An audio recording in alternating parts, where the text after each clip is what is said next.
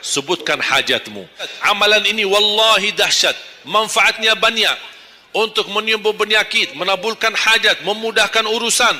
Dan tidak pernah saya sampaikan amalan ini, semua alhamdulillah berhasil mendapatkan hajatnya. Ramadan cuma berapa kita menemukan Ramadan?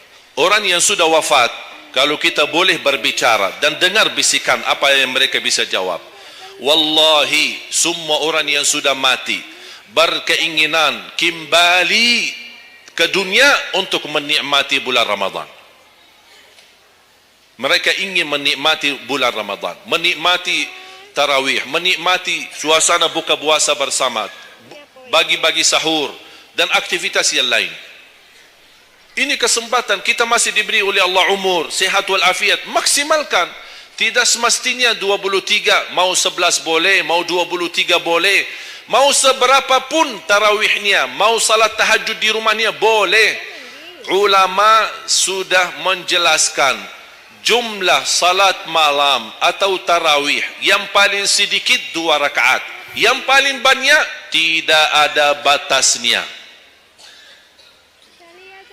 Jadi kalau kita 2 rakaat, 4 rakaat tutup witir, sah. 8 rakaat tutup witir, sah. 10 rakaat tutup witir, sah, tidak ada masalah. Tidak harus 11 atau 23. Intinya bukan jumlahnya, tetapi cara melaksanakannya. Apalagi kalau bacaan imam bagus, fasih, jelas hurufnya. Saya yakin bagi jamaah yang awam, yang datang setiap Ramadan, setiap malam ikut salat tarawih, dia belum bisa baca Quran, tapi dia mendengar baca imam selama 30 malam, dia pasti bakal belajar Al-Quran karena bacaan imam bagus. Bismillahirrahmanirrahim. Alhamdulillahi rabbil alamin. Ar-Rahmanir-Rahim. Maliki yaumiddin. Iyyaka na'budu wa iyyaka nasta'in. Ihdinas siratal mustaqim. صراط الذين أنعمت عليهم غير المغضوب عليهم ولا الضالين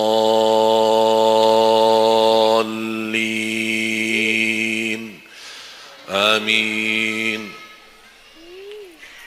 Kalau tidak dapat manfaat mengikuti salat tarawih di belakang imam yang bacaannya fasih selama 30 hari, anda cuma dapat benarkan bacaan Al-Fatihah, wallahi nikmat,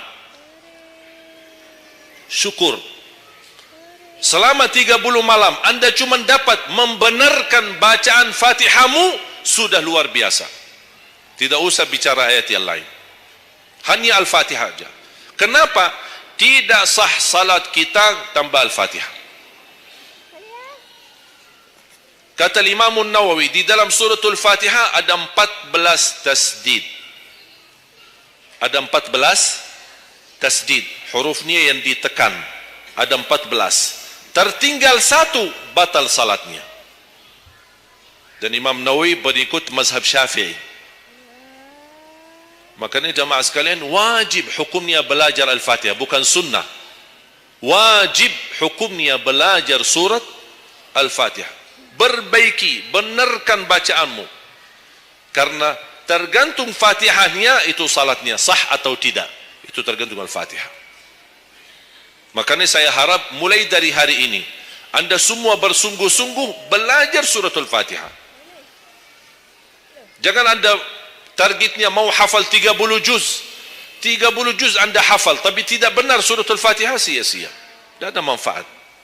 Karena anda baca suratul Fatihah, tidak baca ayat yang lain sama sekali, masih tetap sah salatnya. Karena suratul Fatihah tidak bisa diganti. Kalau anda lupa baca selain suratul Fatihah, ada istilah lupa salah satu kewajiban, bisa diganti dengan sujud sahwi. Misal, rakaat pertama baca Al-Fatihah, itu rukun. Lanjut baca ayat pendek, anda tidak sadar, habis waladdallin amin, Allahu Akbar, lupa baca ayat itu diganti dengan sujud sahwi. Itu kalau di salat wajib. Tapi kalau di salat sunnah tidak ada wajib atau rukun selain suratul Fatihah. Jadi anda kalau salat sunnah cuma suratul Fatihah, kemudian takbir, rakaat yang kedua suratul Fatihah dan kemudian langsung ruku', sah salatnya, tidak apa-apa. Tidak harus baca surah-surah yang lain.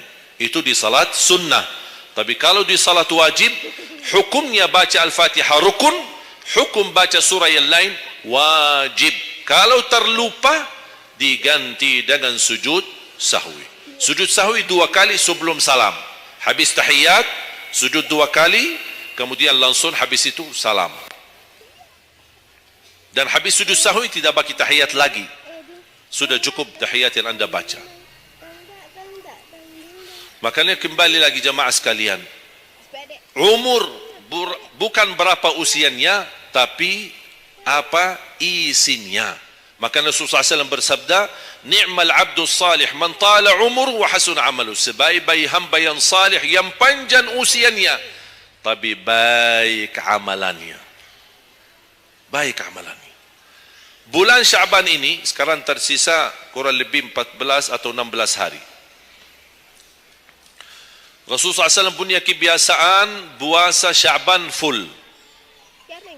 Sampai kata Siti Aisyah, tidak pernah aku melihat Rasulullah puasa 1 bulan penuh selain bulan Ramadan sebagaimana di bulan Syaban. Penuhnya Rasulullah SAW. Bukan nisfu. Setiap datangnya Syaban ditanya nisfunya. Mana nisfu Syaban? Nisfu. Full Syaban. Puasa saja. Di awal boleh, di tengahan boleh, di akhir boleh. Yang tidak boleh, yang tidak pernah puasa Syaban, pas begitu berakhir, mau mendekati Ramadan, seminggu terakhir atau 10 hari terakhir, itu ada sebagian ulama berkata makruh. Kalau sudah 2 hari terakhir bulan Syaban, anda tidak pernah ada puasa sebelumnya, itu dianggap oleh ulama haram. Apalagi kalau sudah jatuhnya di hari keraguan, hari ragu-ragu, kemungkinan ini bisa hari terakhir, kemungkinan bisa masuk Ramadan, isbat Ramadan. Termasuk ibu-ibu dan jamaah sekalian yang masih punya hutang, segera lunasi hutangnya. Jangan begitu sudah mendekat puasa, anda punya hutang 7 hari, tersisa bulan Ramadan 5 hari. Syekh, apa? Aku punya hutang 7 hari, sedangkan yang tersisa bulan Ramadan itu tinggal 5 hari lagi mau masuk Ramadan. Aduh, 1 tahun tidak pernah tanya. Begitu sudah mepet baru cari jawabannya.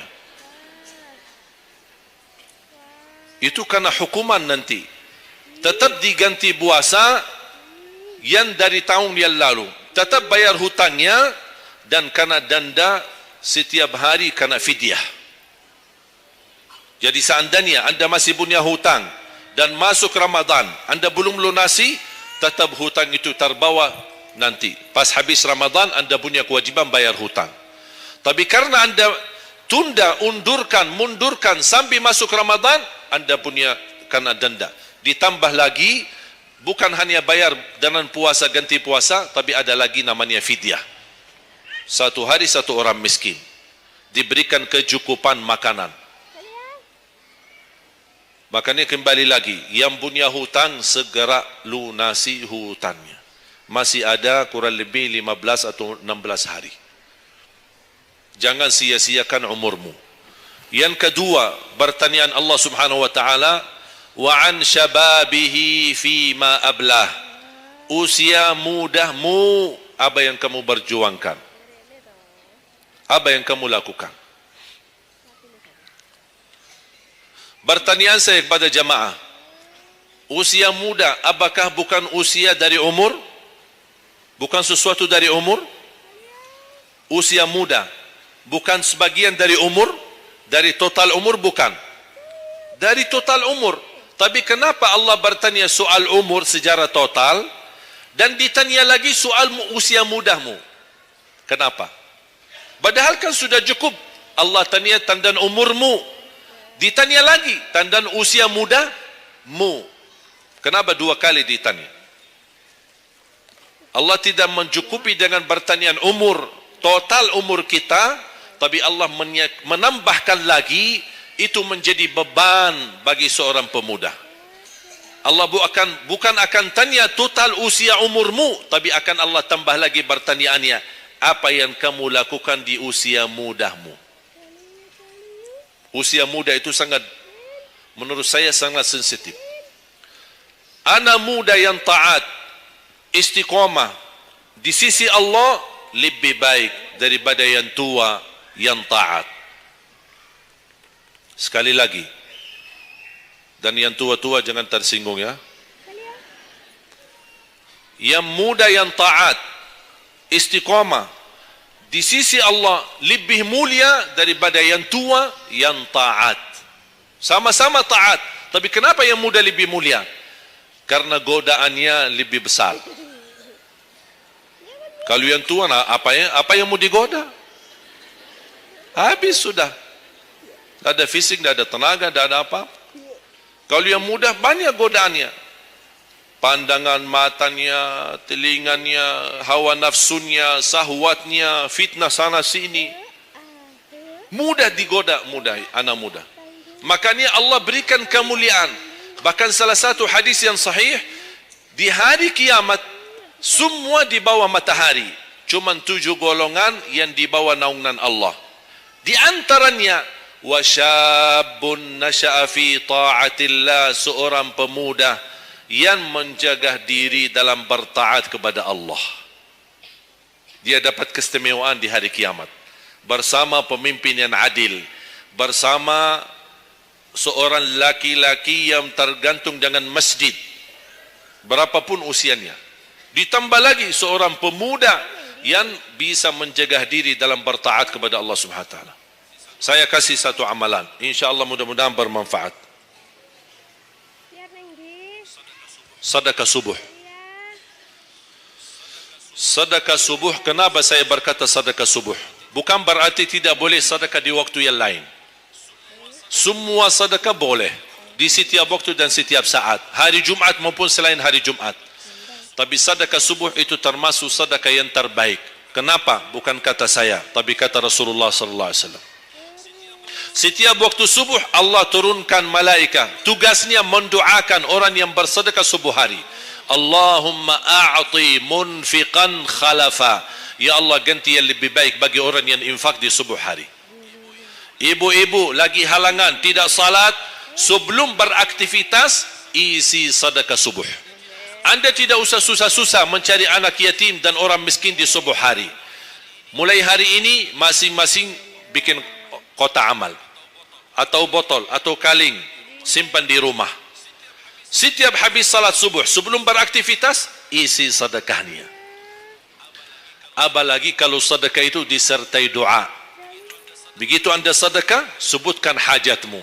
Ya Allah, dengan berkah sedekah ini, ya Allah saya ingin nikah, mudahkan jodoh. Nikah lagi juga boleh doa, tidak apa-apa. Ada yang sedang melamar kerjaan, Anda isi, wallahi dahsyat amalan ini, wallahi dahsyat, manfaatnya banyak untuk menyembuh penyakit, menabulkan hajat, memudahkan urusan, dan tidak pernah saya sampaikan amalan ini, semua alhamdulillah berhasil mendapatkan hajatnya. Begitu Anda isi, doa, ya Allah dengan berkah sedekah ini mudahkan lamaran kerjaan saya. Ya Allah dengan berkah sedekah ini mohon titipkan pahalanya untuk kedua orang tua saya.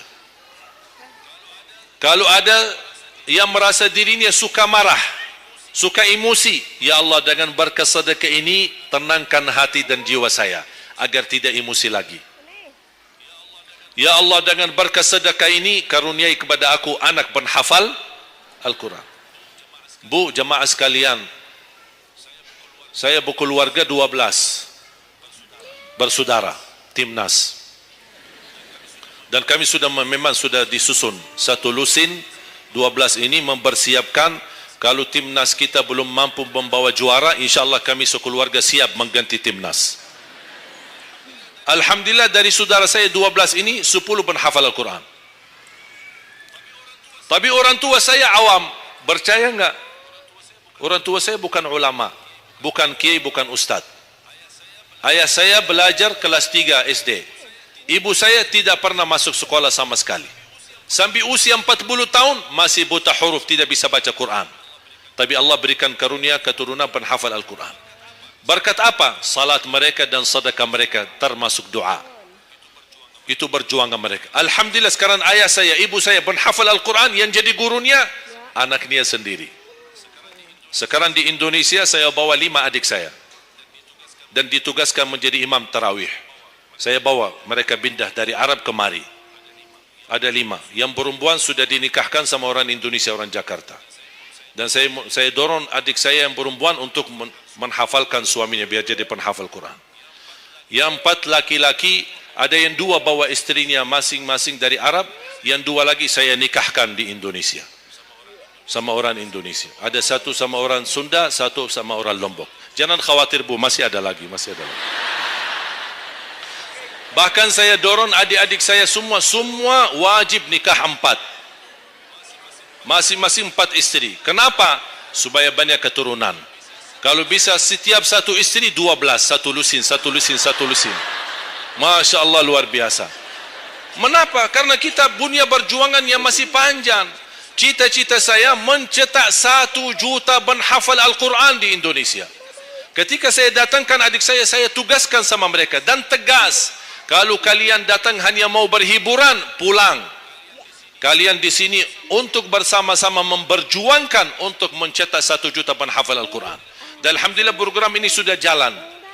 Dan kita terus memperjuangkan. Dan saya harap semua jamaah insya-Allah berkenan terlibat dalam program ini.